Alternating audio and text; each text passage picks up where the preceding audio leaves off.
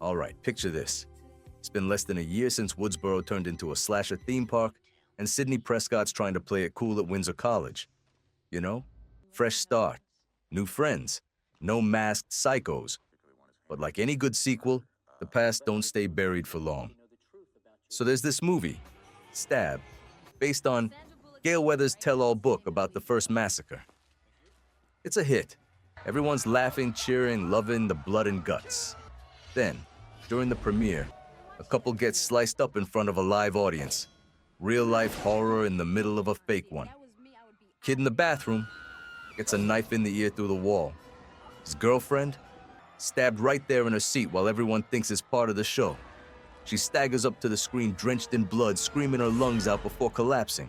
Suddenly, the crowd gets it. This ain't performance art, the nightmare's back. Sid and her buddy Randy catch the news and you can see it on their faces. Deja vu with a body count. Gale Weathers rolls into town, hungry for camera time and a little "I told you so," while Dewey limps in like the world's most lovable crash dummy to keep Sid safe. Now Randy, he's still the movie geek, knows every rule, every trope.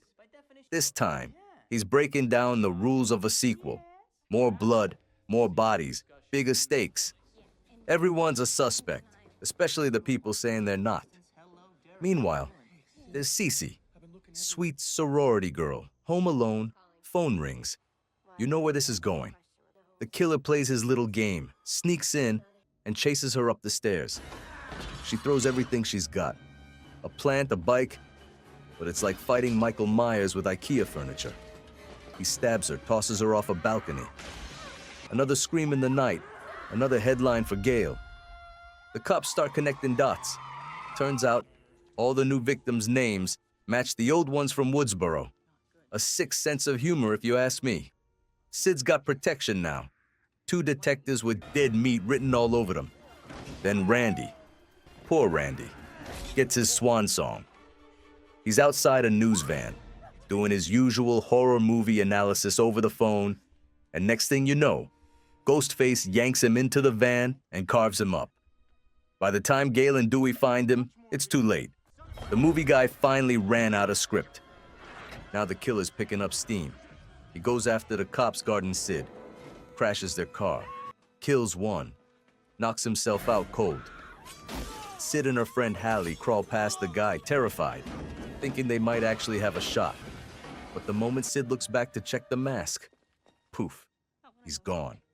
Hallie turns around and bam, knife to the gut. Sid's on her own now, running straight into the college theater, the one place with more fake blood than a Tarantino flick. And that's where the big reveal hits. The killer's Mickey. Yeah, her buddy, the film student with the crazy eyes. He's ranting about how he wants to get caught, turn his killing spree into a media circus, blame it all on violent movies. Real class act. But wait, plot twist number 2. Mickey's not alone. Out steps Debbie Salt, the pushy reporter from earlier. Only she's not Debbie Salt. She's Mrs. Loomis, Billy's mother. Yeah, that Billy. Turns out she's here for revenge, still salty that Sidney put her son in the ground. Mickey starts bragging about his master plan until Mrs. Loomis shoots him in the chest. Guess partnership has its limits. Then she turns the gun on Sid. They tussle. Sid drops a stage prop on her, knocks her out cold, but she just keeps coming. Then Cotton Weary strolls in, gun in hand. Remember him? The guy Sid wrongly accused of killing her mom? Yeah, that one. Mrs. Loomis tries to sweet-talk him into shooting Sid. But Cotton's not stupid. Well, not that stupid. He shoots Mrs. Loomis instead. Boom. End of her story. Gale's alive, but barely. Mickey pops up for one last, "I'm not dead yet." And Sid and Gale fill him with more holes than a block of Swiss cheese. Then Sid turns back and gives Mrs. Loomis one more bullet to the head. Just in case. Dewey's wheeled out on a gurney again. Guy's like a cat with 9 lives and a limp.